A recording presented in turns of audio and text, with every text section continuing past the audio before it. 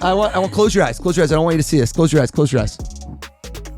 I think that this was a little later, not a late bloomer, but I think this is tail end of elementary school. You were about 5th grade, same grade. Sometimes it's a different grade. What was this person's name? Your first crush? Say it. Fallon. Fallon. No. That's not even a comment. Dog! No. Yo, give me some. I don't get it. Give me some. Dude. I don't get Oh, man. What? Hang tight. Wow. Dan's sweating. Oh, Don't do it to Dan. Don't do it. Money Mondays, baby.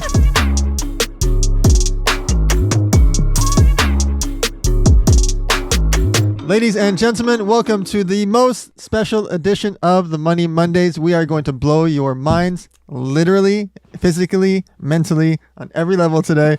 We have a special guest, co-host, my wife, Casey Loves Fitness. That's actually her legal last name is Loves Fitness.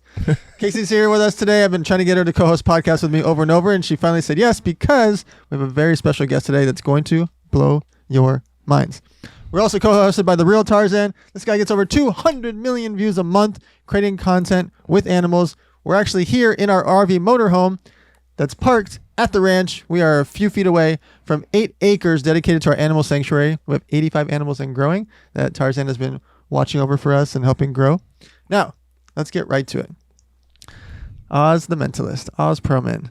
We have watched you from the Super Bowl, Ellen, doing stuff with Dave Portnoy, our friends, Adam Weitzman, everybody in between. So many people, you've been blowing their minds. And here you are, the Money Mondays at the ranch. Welcome. There it is, in an RV. I show up, there's ostriches, there's emus, there's monitors, and there's an RV, baby. This is how you do a podcast.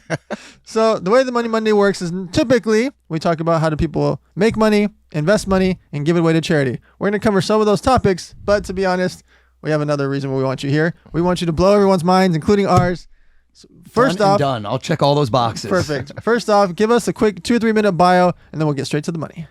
So I am a mentalist now, which is the weirdest profession. I never would have anticipated that. And so most people know what a magician is. You think like card tricks, you pick a card, blow your mind, I pick one out.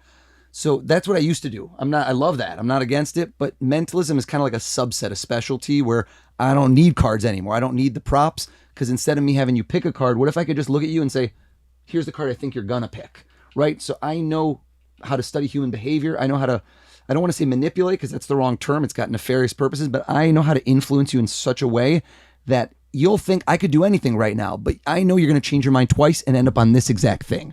My whole job is reverse engineering the human mind. And my background is finance, man. I used to work on Wall Street. So that's my backstory. I worked at Merrill Lynch. A lot of my biggest clients are people within the financial services industry space. So you name the major multinational bank, I do all their events. You name private equity, hedge fund, VC, I've done all their events because kind of I know those businesses. I know those worlds inside and out. So I think my corporate experience gives me a lot of advantages in my, quote unquote day job where I perform all over the country. So it's interesting, over the years, there's only been a few key magicians and mentalists that we've all grown up on. Yep. David Copperfield, Chris Angel, David Blaine. Like, these are people that are, to our minds and hearts, are legendary, right? We grew up watching them on TV, seeing them in shows in Las Vegas. How do you stand out apart when there's these household names that have been around for 20, 30 years? How do you stand out apart and break into the industry? So I think that there's a slot, like a blank space that's missing right now, which is mentalist, where if you say to anybody in this country, who's the top mentalist? First, they're going to be like, what's a mentalist, right? So you get that barrier to entry. But second, that space is open. And so for me, it's just constant momentum. Like this year, I did a lot of stuff for the NFL. I was on the Super Bowl right before. So Rihanna was the halftime. I was on before. That's arguably one of the biggest TV slots of the year. There were 20 to 30 million people watching live. So those kinds of things, like constantly doing that, the momentum, I think it's like any hustle. You got to keep building, and it takes 10 years to be an overnight success. Sure. So I've just been kind of always doing different things on different networks. And now social media is the way of the times. You're kind of going against it if you don't think that. Most of these clips don't do nearly as well on terrestrial TV as if they blow up online. Like I did a thing where I hacked into a phone during the NFL. I did this for the Seattle Seahawks, and that thing just went insane because you can see that it's not fake. I did it for DK Metcalf, and you just see him grab the phone back. He's like, "Get on my phone!" Like he was so nervous. I'm like, "What was your browser history, bro?" And it was like you can see the difference. So the key distinguishing point is I'm not really doing things that fool your eyes. When you think of a magician, like a Copperfield, these are legendary. Blaine carved out a whole niche because he's kind of like a stunt. You know, the stuff he does is it magic? Is it not? Like stabbing yourself with a needle? That's real. That's not a trick. So he's willing to go that kind of extra mile. I think my distinguishing thing is being able to get inside people's heads in a way that most folks have never seen before. So if someone wants to become a magician or a mentalist, how much money are they going to make in the first year? Is it zero? Is it $500 a show? What are they going to make in their first year when they're just getting started? That's a great question. So I quit my day job, and if you're talking like dollars and cents, I was making almost six figures as a 21-year-old, which was incredible. Well, that's, call it good luck, call it getting out at the right time. If this had happened in 2009, I would have been SOL. So when I quit, I'd been doing this for 2 years on the side, and my backstory is when I went to college, my folks had gotten divorced, and I had to pay for my own college. I graduated high school when I was 16, and like they moved away. They moved to Israel, and I'm not saying homeless, but I had to pay for college. So I started doing this for like, I actually had to pay my bills. And I had another business installing and removing boat docks. So I was a hustler from like age 14 on, which I think gave me resilience, whatever you want to call it. I wish I had that family that was strong, but I had to pay for my own stuff. So I was doing this. And the day that I quit my day job, I was doing this on the side so much that like you have to go for it at some point. You can't jump in the deep end of the pool while holding the wall. You can't do it. So I finally said, I'm going for it. I quit. And it was very, very on point is I used to do a magic trick where you take five $1 bills, you snap, they turn to 500s. Should have done it for you today. Money Mondays. I did this for the CEO of Morgan Stanley, an Australian guy named James Gorman. He didn't know that I worked at the company. Like he was at Merrill Lynch at the time. He didn't know. So he goes, holy crap, mate, you got to do this for us. And I'm like, I do this here. He's like, he thought I was joking. He goes, what do you mean? And I rolled off like an acronym. I go, I work in your GTS division, Jersey City. He goes, what? He goes, what the hell are you doing working here? And it was like a aha moment, light switch. And I quit about 3 weeks later. I go, if the CFO of the company, he's not the CEO at the time, is telling you why you're working here, what are you doing here? And I took that day a 50% pay cut on the next year because there's no playbook for how to be a success in entertainment. Right. But every single year since I've grown, many years exponentially, and just kind of learned how to scale my business, I can only be in so many places at one time. So it's either my rates go up, higher quality, or higher quantity. And at a certain point, I realized which one was better for me, was better quality of gigs and more exposure. So on a personal question, when someone says, okay, I'm making, let's just call it $100,000 for the year. Yep. And then they want to go do their passion, hobby, or dream, and they'll make $50,000 for the year. People are scared. Yep. How do you think about making that step? Because you didn't know how much you're going to make in your next year. Like, No. what was it that made you decide, I'm going to take my leap of faith to go focus on my hobby, passion, career? I think there's luck and timing involved in everything in life, but you have to create your own luck. Give yourself the right situation to excel and succeed. So one of the big ones is mentors. Reach out to people that are the people you want to be 1, 3, 5 years from now and quantify those goals, which is if you're just like, what should I do? I want to be like you. Whenever somebody says that to me, I say to them, well, what does that mean? What does that mean to you? Is it money? Because at a certain point, I'm sure I found it, once you have a certain amount of money and you're looking at a number in your account or your brokerage, it will make you more comfortable. It's a great tool. I don't know that it provides more happiness, but it definitely provides security. But if you're at that level where you're not able to put food on the table or pay your rent, it's very hard to go after the side hustle. You need to do it in steps. You need to start getting those like quantifiable steps. For me, I worked at restaurants. So I would figure out that the best restaurants are the ones with people that have money that can hire me for parties. And so I would find restaurants, win them over, go there between like 2 and 4 p.m., learn your client's mindset. When are people not busy? When am I not in the pain in the ass going up to the bartender, doing a trick for him, saying, get your manager over? And then I make it a no-lose proposition for them. I would say to the manager, hey man, you guys love that, right? Why don't I come here on one of your not busy nights on a Tuesday? And I do this stuff at your tables. No money. Right. Don't pay me a dime. And if every single person that walks out of here doesn't say what a great time they had, and they're going to come back with more of their friends next week, ding, ding, ding, you're giving them a benefit, not about you, then don't hire me. And what's there to lose? If it doesn't work well, let's shake hands and say goodbye. Right. And I want a decision on the spot, like a nice, strong sales lead. Do not let it fritter away. Don't let them say, I got to talk to my boss. You're going to be a star. You take a leap of faith. And then I would do that. And my closing rate was through the roof because I'm providing them a value. And then I'm doing this at a nice steakhouse, corporate accounts, people that have parties. I was in Manhattan. So I kind of kept building and building. I didn't quit my job day one. That would have been silly. I quit once I had a reliable business model and I knew, hey, what's the worst thing that happens? In a year, I'll try to get another job. So fun fact, in 5th grade, I had a magic club. Yeah. And every Friday at 8 a.m. I would Two teach nerds magic. right here. Two nerds. That's why I'm geeking out, because every Friday at 8 a.m. I was teaching magic tricks, just little card tricks. Okay, Casey. Was that too long of an answer? I can't tell. No, everything's great. All right. Perfect. When you decided to make the leap of faith to actually take your passion for fitness, how do you decide I'm actually going to make this into a business and career? Oh my gosh. Well, I've been doing it as a career for quite some time, and I was working at Equinox for a while, and I really enjoyed that, but it became kind of difficult to live on other people's schedules in that way. And so I don't know, eventually we were able to build a gym in our own space, and I think my leap of faith was a little bit different than most people's because we had the ability of building out a gym. And so starting for me, my own path was a lot easier than most. But yeah. Tarzan, you were 4 years old running around with freaking snakes and lizards. When do you decide you're going to make that into an actual career in business? Well, one day, same as you guys had, magic class at, 8 a.m. One day we had career day at school, and everybody's like, I want to be an astronaut or a policeman, and one of my teachers told, I was talking to them, like, what do you want to be? I'm like, I want to work at the zoo, but I want to work in the reptile department. So she, she went through her book. She's like, that's called a herpetologist. And she taught me the word at a young age. So I went home one day. I'm like, Mom, I want to be a herpetologist. And she's like, What? Spell it. Yeah, exactly. Yeah. But I spelled it, and then she's like, you really want to be a herpetologist? So ever since, even to this day, I consider myself an amateur herpetologist. Yeah. So I just took a leap of faith and I just stuck with it. I didn't want to be a veterinarian. I didn't want to be a biologist. Even, zoology was number 2. But I want to be a herpetologist. Wow. Study of reptiles and amphibians. Specific. Yeah.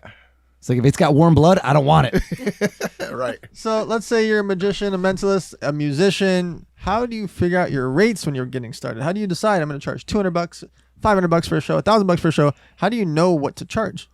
I think that's funny when your service is you, right? Your service is your time, is getting competitive intel the way you would in the market. Like if you're selling a product, if you're selling this water bottle, you can go online, go to Amazon, see what they cost, right? See what it costs to produce. I think at the beginning, you need to know the power dynamic, which is that you need your client more than they need you.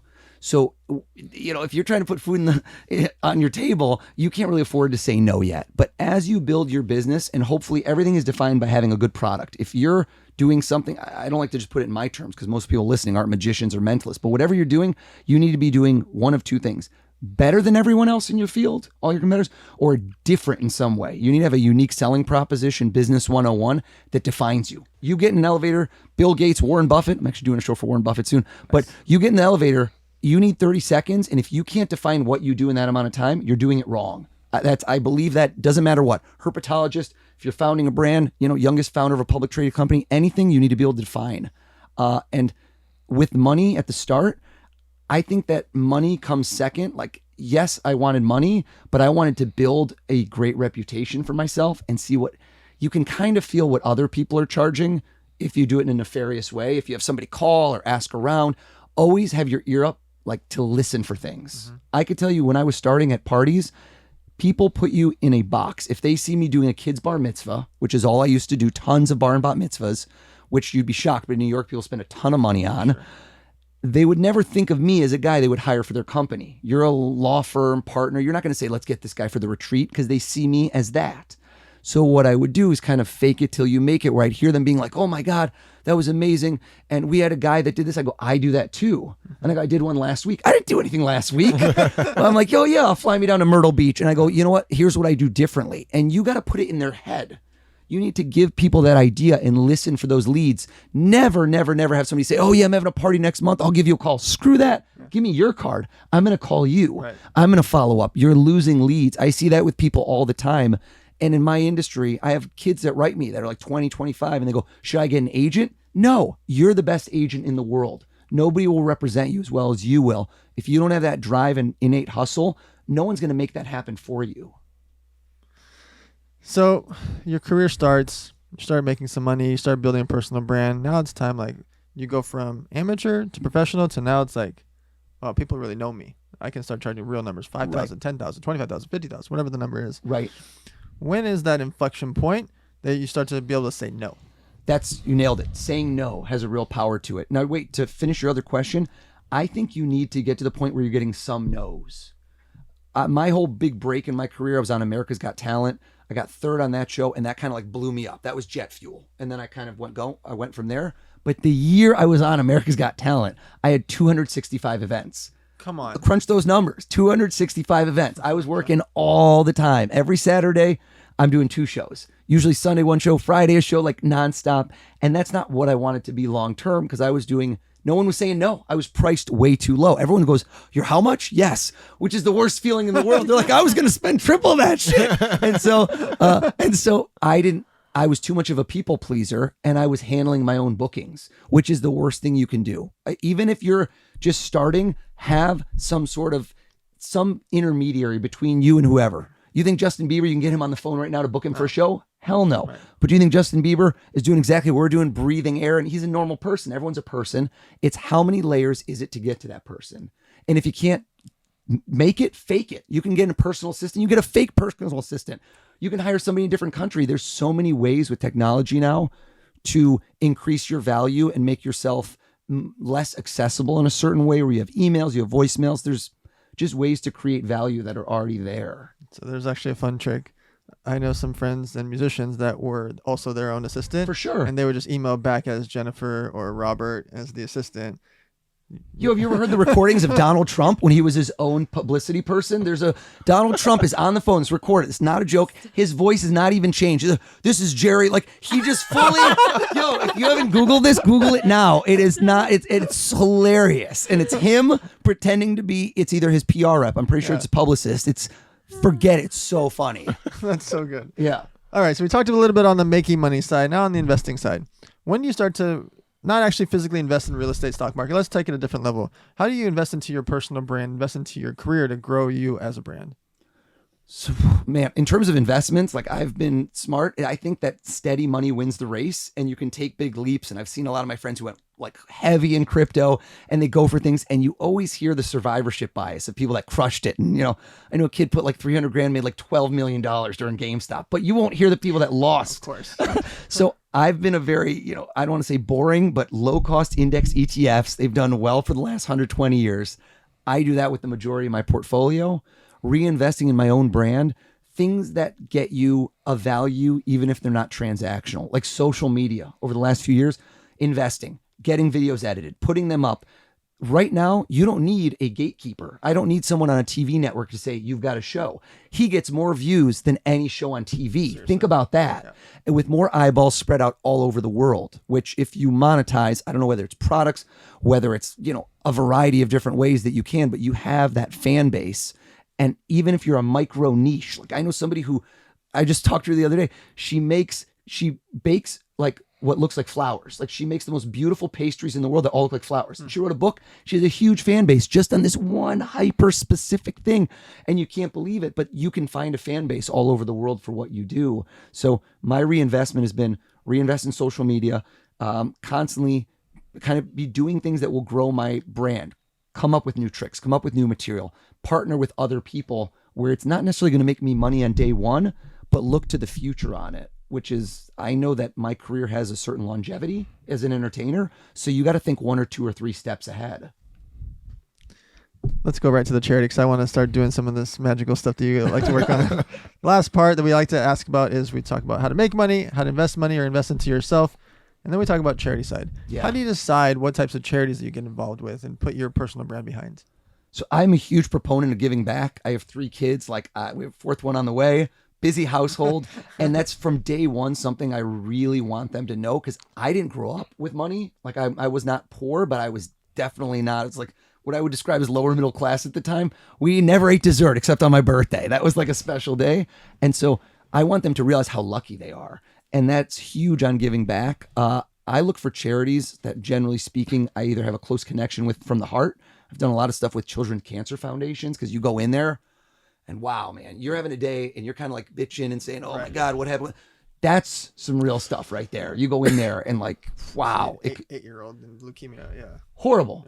And I went in there and I did this one hospital. It's called the Iris Sohn Foundation. Amazing network, by the way. And I go in there, I do stuff at the hospital. A lot of these kids are immunocompromised. So you can't go in the room, but what they do, this is pre-COVID and now it's bigger. You do a TV show in their studio and they beam it out to all the different like rooms in 20 hospitals. And these kids call in from their beds. And one kid keeps calling in to heckle me, bro. and off air, they tell me, hey, exactly what you just said. This kid with like 11 years old, Hodgkins, he's busting my balls. He's so funny. And he's like, you can't guess this. And I'm like, yeah, I can. He calls back. He goes, you're not going to guess that. Dude, it was so funny. And I walk out of there overjoyed, more fun than any show for like 3,000 people I'm going to do. Right. And meanwhile, this kid's going through the worst hell you could imagine. So I think you got to find stuff that you either have a real passion for, things that of the moment. My side hustle, I run a lot. I did this. I set a world record last year. I ran around Central Park in New York City more times in a day than anyone ever has. I ran 116 miles in 18 hours. And I raised 116 grand for Save the Children Ukraine because it's right when that war started. And dude, this thing popped off, which is like, it was a good thing to do, but it was front page New York Times. I was a front cover article, New York Times. Reuters picked it up. It went global. And then we raised a ton more money. Right. So like, do good things. It's a win-win for you. It's going to make you feel good. It's the most selfish thing to give to others because it's going to make you feel good. And you kind of got to give to get. Even if you don't have as much, always try to give something. Yeah. And for charities, I mean, I could tell you the ones I support, but do your research. You want to do ones that are going to give most of that money away, not spend it on things internally. Sure. Casey, on the charity side, talk to us about Trina's Kids Foundation, Model Citizen Fund, toy drives. Like, how do you decide what you put your time and energy into on the charity side? I feel like you're giving me all the tough questions. I mean, it's pretty obvious why I got involved in these charities because of you. But I do love what we're doing. Trina's Kids Foundation helps a bunch of underprivileged kids that otherwise wouldn't have things like Christmas presents or an abundance of like food, and even going so far as like giving them haircuts for back to school and all these things. It's just being very involved in the community. So it's not just giving them things that are kind of like bringing them joy that they wouldn't otherwise have. It's also like being involved with the actual community. And so that's amazing. And then obviously Model Citizen Fund, you started that. So I got involved there, but 150 supply items inside of a backpack. It's just easy and makes sense. There's an abundance of homeless, unfortunately, right now, and especially in Los Angeles, where we've been for most of our relationships. So it's just good to be able to get out there and give back and see that you're really actually affecting people and seeing what they're going through and that you're able to be there for them. So, yeah. Tarzan, there are thousands and thousands and thousands and thousands of animal charities. How the heck can you pick which ones you support? Baby elephants. Children's Trust in South Africa. I think they're actually in Kenya. And man, just like Giraffe Manor. They do giraffe conservation. They have warthogs hanging out like Timon and Pumbaa. Just different ones that you see on Instagram, a cute little animal you like. I'm pretty sure it needs help somewhere around the world. So, same thing. Do your research, figure out who's going to actually give back. I support Children's Trust. I support Giraffe Manor. So anybody out there want to, go give those guys a couple bucks, even an Instagram repost, it really goes a long way. All right. Let's dance. Let's dance. I like this. Mike's shaking it out. Yeah. Can't even see him. Just zebra prints. You got zebras behind. In. How about this? I like to throw things back. Okay. We were talking about what age did you say? I want to know exact age. Herpetologist, what age did you realize that? 6. 6 years old, right? It's like first grade. Here's what you do. I want you to go back in time. Now, people remember things with an emotional connection. Yep. Right? You're going to remember the teacher that changed your life. It might be first grade, third grade, you might not remember. Emotional connections, and there's something everyone remembers. I want you to close your eyes. Now, I like to ask people, who's the first person they ever kissed? Right? But the thing about first kiss is 2 people know about it. It's 2 people. But the first crush, the one that got away, the one that you never, look at how he smiled. You see, that's what I'm talking about. The first crush, everybody has. Everybody has. Let me ask you a question. Yeah. I want you to try, I know this is putting you on the spot, to picture the face of the first person you ever had a big crush on. Can you picture that face? Yeah. Open your eyes. Before today, hear me walking into this RV and asking you to think of this person. When was the last time they'd even entered your thoughts? Years ago. Days or months or years? Years. Real talk, years. Yeah. All right. Watch, here's what I do, because you asked me what's the difference. This is not a magic trick. There's no props.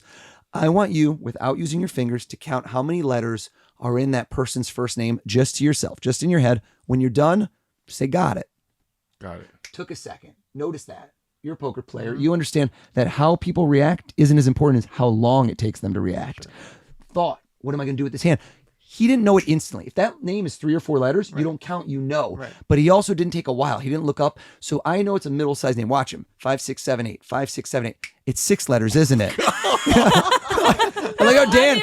I like how Dan's like, Casey, we're not playing poker with him. We're not. We're definitely not playing poker with you. You're not invited. Bring me to the middle-sized steak. All right. You're not invited. Mix up the letters, 6 letters. Maybe I got lucky. Mix up the letters. Don't even look and you just grab a letter out and just like grab a letter in the middle and just think of that one letter. Don't say it. Yeah. Don't say it.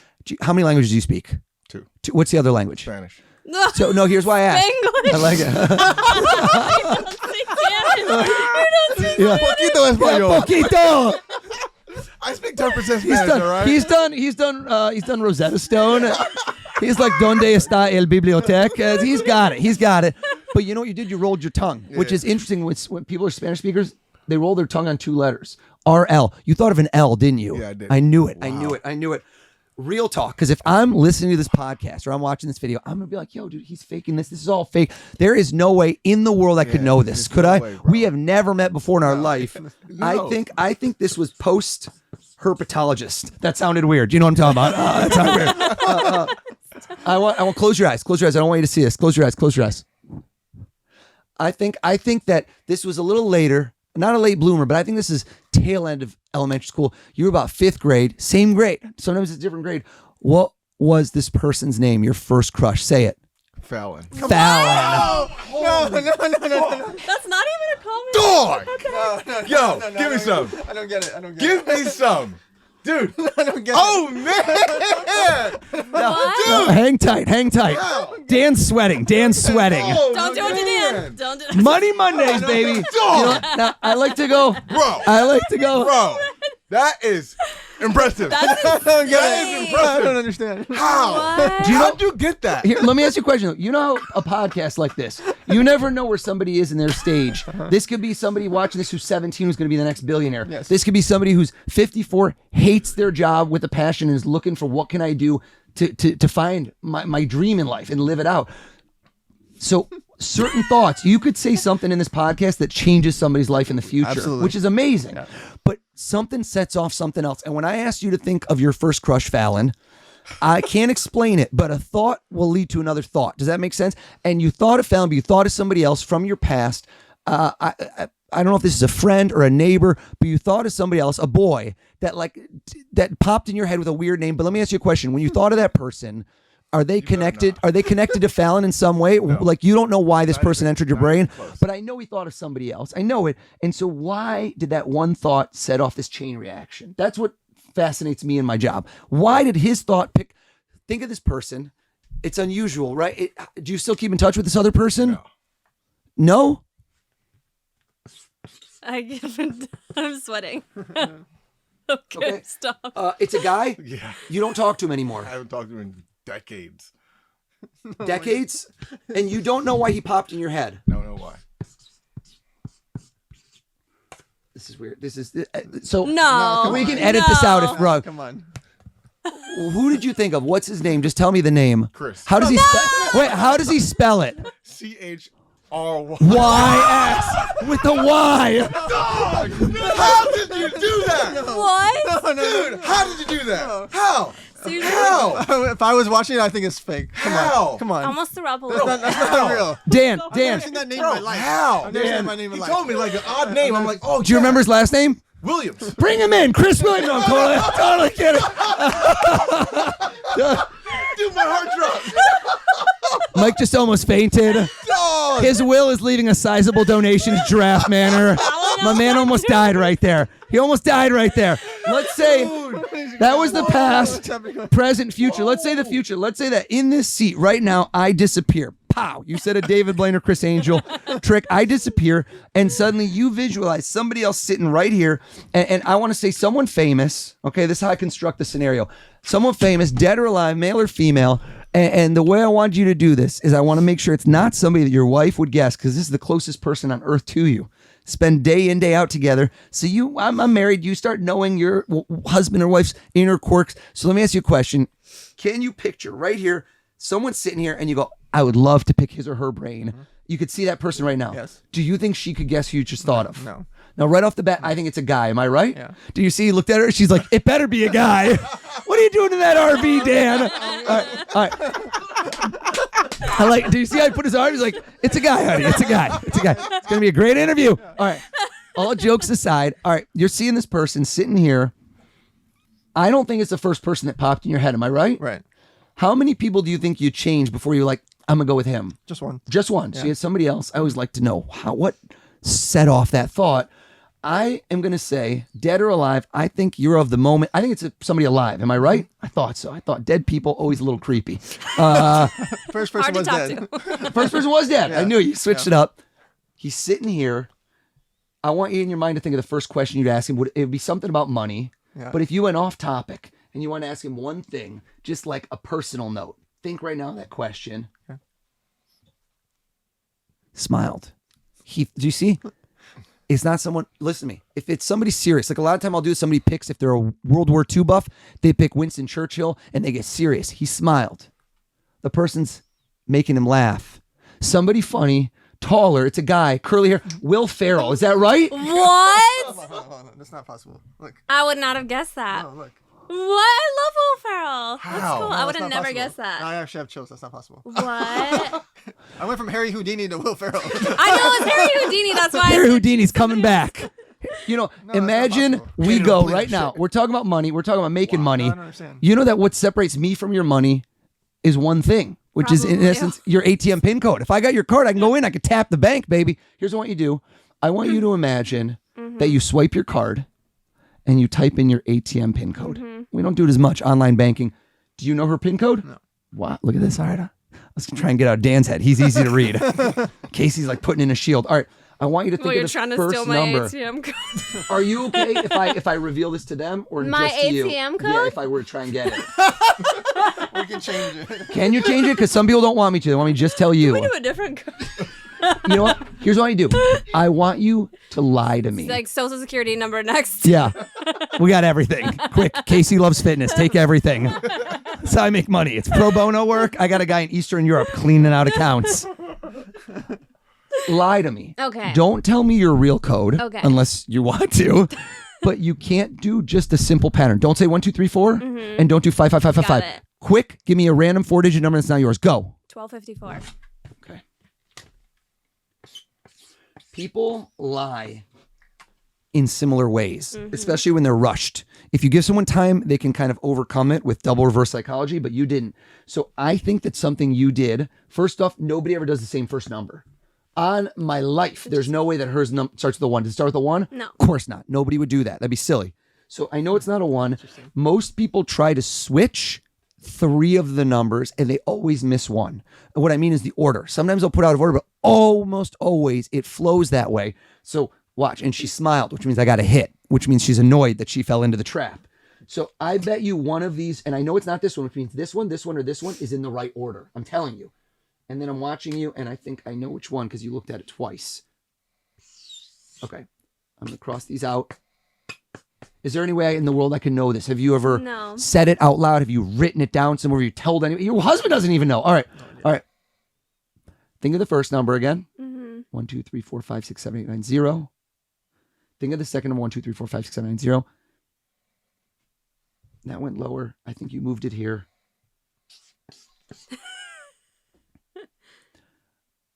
Think of the last number and imagine you're typing it. 1, 2, 3, 4, 5, 6, 7, 8, 9, 0. One question. You went in a down pattern. The last number is the biggest out of your code, isn't it? Am I right? You know, I think it's just I'm a really good liar. Because no. It's not. It's not. Totally fine. I'm going to go with it. The third number is the biggest, isn't it? No. No? Huh. First number is a 4. I don't know if you're still tricking me. And I'm telling you the truth. You started with a 4, didn't you? It starts with a 4? My actual number? Oh, yeah, your ATM pin code. No. No? No. Am I way off here? It might be. Let's see. Well, you got to tell me the truth because I got to see I'm if going I'm to tell you figuring the this out. truth. Does it? The first number is a 4? The first number is not a 4. Not a 4? No. Okay, You hold will on. not be stealing my money. Hold on. Let's see.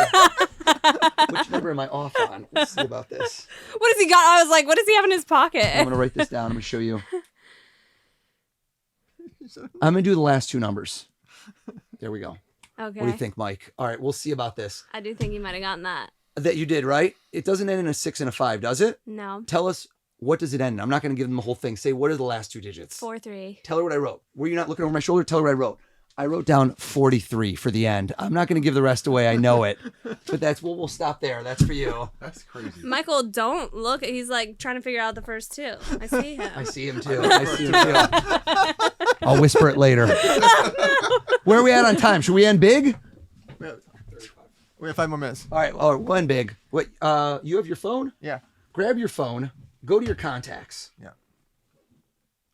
I still can't believe we got Will Ferrell. He's got a lot of contacts. That's what I'm hoping for. That's what I'm hoping for. Wow. That's wild. And hold it like this so I can't see. Hold it Sure, this. I get it. And scroll through. How many of those people do you think you know? No, like personally? Or Yeah, personally. Because, every time you get a new phone, you get new contacts, but those people aren't always there. How many of those people do you think you know roughly? 2,000. Of those people. He's like, there's 12,000. Flex. Here's what I do. I'm going to have you pick somebody. Don't call somebody, but you're going to do this in a funny way, and I want you to be surprised. You go to Vegas, you roll dice, you don't know what they're going to end up on. Can I turn it? Just turn it to the camera just so I can see. Is it scrolling? Yeah. Take it, but tip down, out of sight. So Casey can't see, you can't. No, I don't want you to see. Okay. Is it moving? Mike, can you look? Is it moving? Yeah. So you're going to scroll, but try not to land on someone, if that makes sense. You with me? Just kind of scroll. And whenever you want, say, I'm done. Scroll a little lower. Don't go all the way to Z. Don't go all the way to A. Just kind of stop in the middle. done. Is that it? Bring it against your chest. It's not one name. I'm just making sure you understand. You were scrolling. You're going to be on a list. Yeah. If I handed you a book off your library shelf and you opened it, where would your eyes naturally go? Would they go in the middle of the page, the bottom, or the top? Middle? Yeah. You like to cheat, get ahead. I like that too. Just check. I've been talking for more than 15 seconds. Did it lock? That I was talking to him. Unlock it. Yeah. See where you landed. Look in the middle of the page at a name right now. Okay. You got one? Yeah. Okay. Look at me. It's a guy. Am I right? I can always tell body language. Women versus guy. Whenever a guy thinks of a girl, there's always a smile. There's always a look. I want you to do this. Start there at that guy's name and keep looking up. Keep going up. Don't move the page. Just go up until you run out of names. Yep. Now, I don't know your font size. So most people have 10 to 20 names. I think you looked at I hope you get this one. 3 people.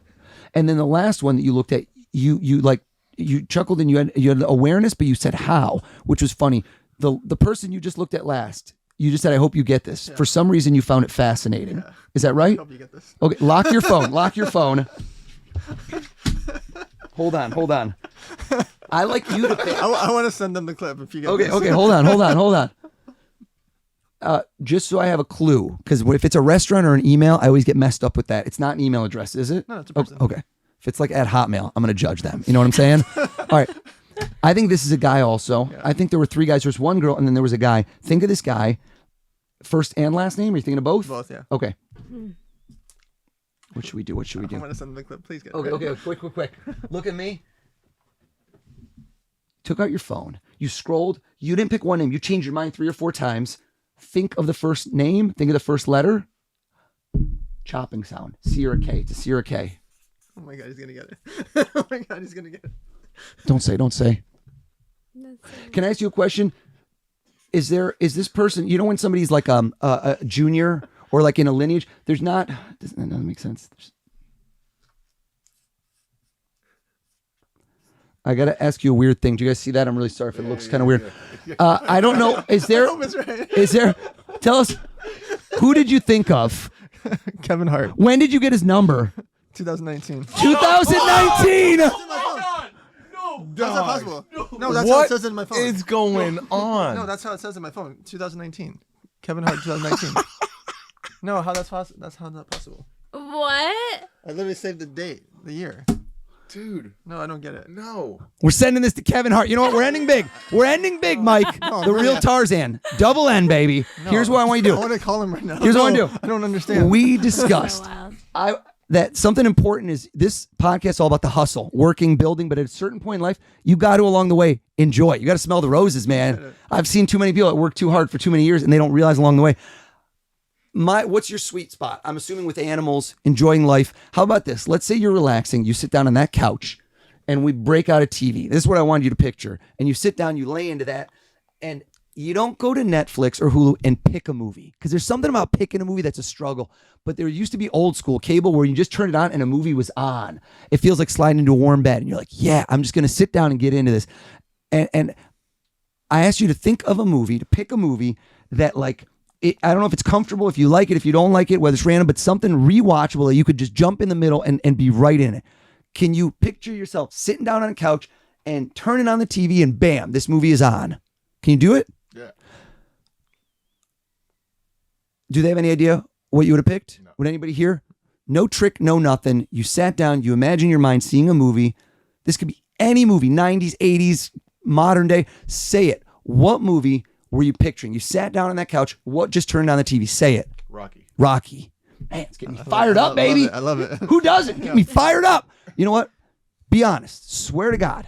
Did I tell you to do this? Did I set this up or influence you to say you got to pick Rocky, or you could have picked dozens of movies? Dozens of movies. Get me fired up, man. I'm starting to sweat. You made that choice in your mind. I made a choice this morning. I made a choice to put on this exact shirt this morning, baby. Rocky! You wear that shirt. What are you doing? What is How going are you on? doing? No, no. What is going on? Oh, wait a minute, time out. No. Hold up. I'm gonna need some answers here. What is going on? Dude. Roger needs to get out of the RV. I don't know if you know, we're one cameraman down in here. Bro. He's hyperventilating. What? How? Dude, you're This man good. is not scared of venomous snakes or rhinoceros, but I have made him officially fearful. That was the goal for What is today. going on? What is going on? No, I don't understand. What is going on? No, I don't understand. How? I thought I grew up studying I've this been stuff, looking and at I have that no Fox idea what's shirt going the on. whole time. And Rocky's then, right you there, had a baby. Freaking Rocky Right shirt there, on. right there. Adrian. Now How? Dan's gonna be trying to hack this for. No, I have no idea. He's not gonna sleep for dude, days. because Kevin Hart has a different. If you go right up above it, there's a different year, 2022. There's a different phone number. So why do you write 2019? How is that possible? I didn't even think about. I should have deleted the old number. Why is it there? Why does he know that? I don't understand. Bro, Just I trying to kissed see a if you have girl very reflective named eyeballs Fallon or in something. 1999. You don't have to tell me. I know. 99. How old were you? I've been DMing Fallon. She's still got it. She's still got I it. don't know about this. That's it. Mom's just found out. It got weird. Hi, Fallon. What? Shout out to Fallon 99. Oh my god! All right, ladies and gentlemen, you watched the most special edition of the Money Mondays. I'm not sure how we're gonna ever top this. We have some favors of you. Please share the conversation about money. We want to help change our economy, our society, where we grew up thinking it's rude to talk about money. We think it's rude to not talk about money. That's why there's a lot of financial pain in this country. We want to help fix it. We're gonna be doing this for decades. We're gonna be out here. Hopefully, we're gonna get Oz back here because I really don't. Like, Round one. don't- Rocky comes back stronger round two. I don't understand at all. So please share, like, subscribe, share with your friends. Make sure you follow Oz the Mentalist on Instagram and all social media platforms. The Real Tarzan, Casey Loves Fitness, and we will see you guys soon.